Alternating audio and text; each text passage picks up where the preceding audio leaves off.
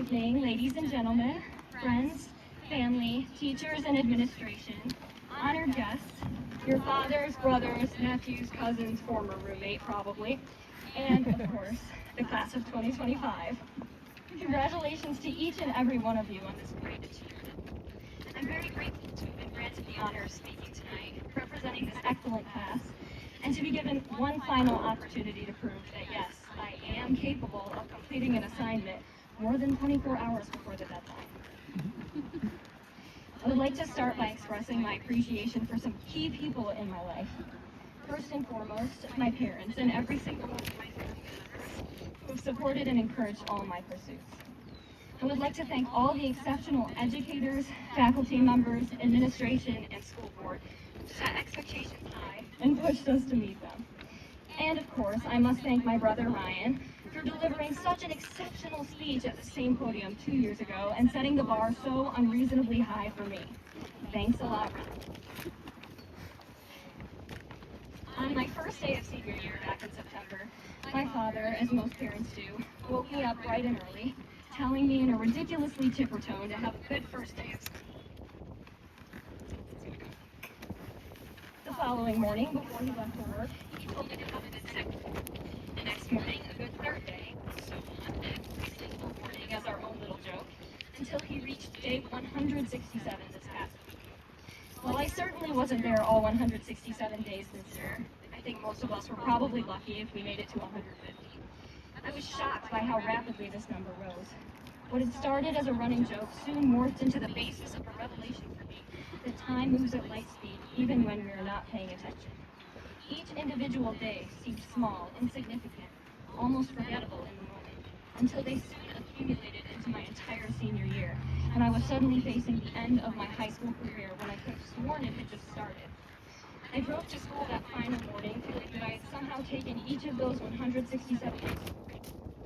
Now, as we gather for the last time as a class to celebrate the culmination of so many years of hard work, I find myself looking back and realizing that all those seemingly ordinary days were not ordinary at all. They were the quiet building blocks of something lasting, the people we become and the future we're ready to shape, one day at a time.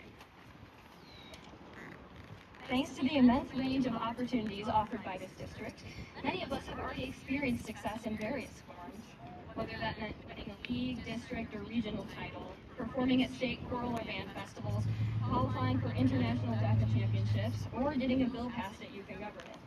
These moments were, more than likely, exhilarating and incredibly satisfying, and for these moments we should be grateful. But it is important to consider that these brief moments of success are just that, moments. What we don't always see or give ourselves credit for are the countless mundane, ordinary days that make these moments possible. The early mornings, late nights, tough choices, and difficult circumstances navigated on day 1 and day 42 and day 398. It is in these ordinary days that the most important lessons are learned, often without realizing this is the case. That one group project in English may have nearly ended friendships, but it probably also taught you vital lessons in communication and conflict resolution. Your decision to take that AP class introduced you to the art of time management, or at least taught you how to learn about an entire century of world history in one night. The dreadful choice to come to school on senior skip day in order to be able to attend state choir festival, well, maybe that didn't teach you much, but at least it made Miss Timmer happy. Even the simple act of showing up day after day and putting in as much effort as possible has molded you into the capable student you are today.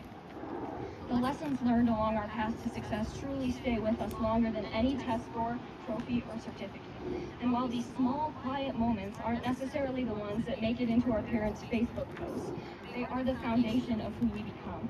Confident, well-rounded people ready to construct a rewarding path toward the future. Wherever your path may take you after we leave this field tonight, I hope you are able to keep in mind that large, loud moments like this ceremony are only possible because of the quiet ones each day.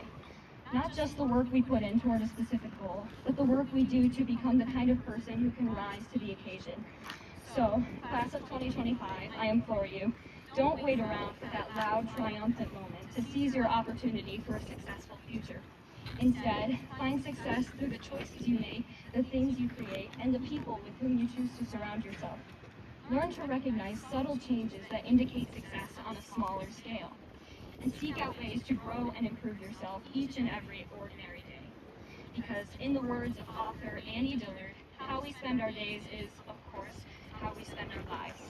And now, here we are, not on day 168. Today, we arrive back to day 1.